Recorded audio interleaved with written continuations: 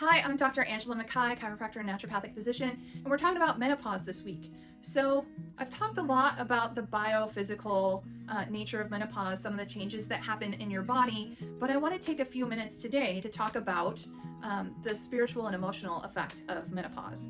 So, there are a lot of things that happen during this time that are a big change. And I don't remember if you can think back to when you were going through puberty, but there was a lot of emotional upheaval.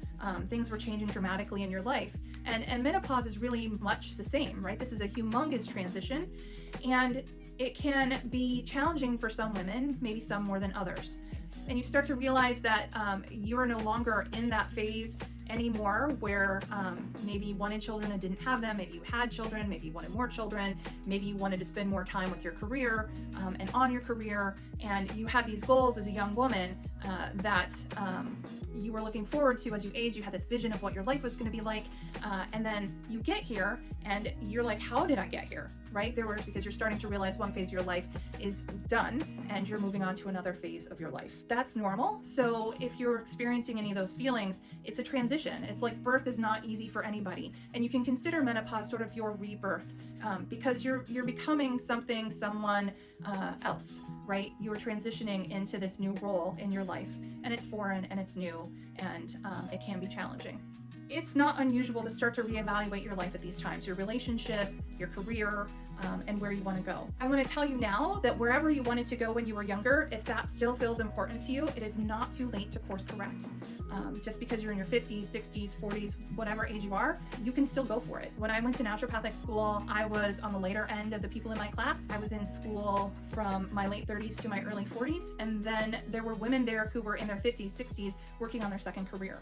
So wherever you are, it is not too late to start moving towards what you're passionate about, what you want your life to be about. One thing that can be really helpful during this time of transition is journaling. So journaling really helps you get all those feelings out there, whatever they are, and there's no judgment there. It's only for you to look at. You can burn it, you can rip it, you can shred it, you can do whatever you want to with it, but it helps you get that out so that you can take a look at it and examine, where am I really? What do I really feel about this? Another thing that can be really beneficial during this time is exercise. You're exercising, you're moving, you have thoughts going through your head, kind of like when you're in the shower and you finally get a moment of peace to yourself. You can have that experience with exercise as well. The bonus of exercise, though, is that it helps protect bone health. It also builds muscle mass, and it also helps with balance. So one of the first things to go as you age is balance. So age gracefully, age well, age healthfully. Also feel really very comfortable in your body, and know that whatever age you're at, you're still capable, you're still strong, and you can develop a sense of confidence and self-esteem with being able to move and do things. We've talked about the physiological changes that happen during menopause. A lot of times we don't talk about the emotional changes or the spiritual changes.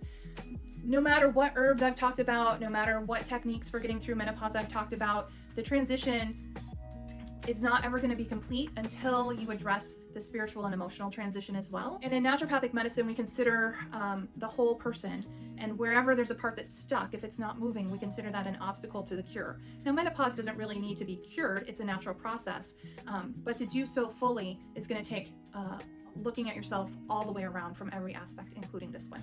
I hope that was helpful. If you have any questions, send me an email or drop a comment. Thank you.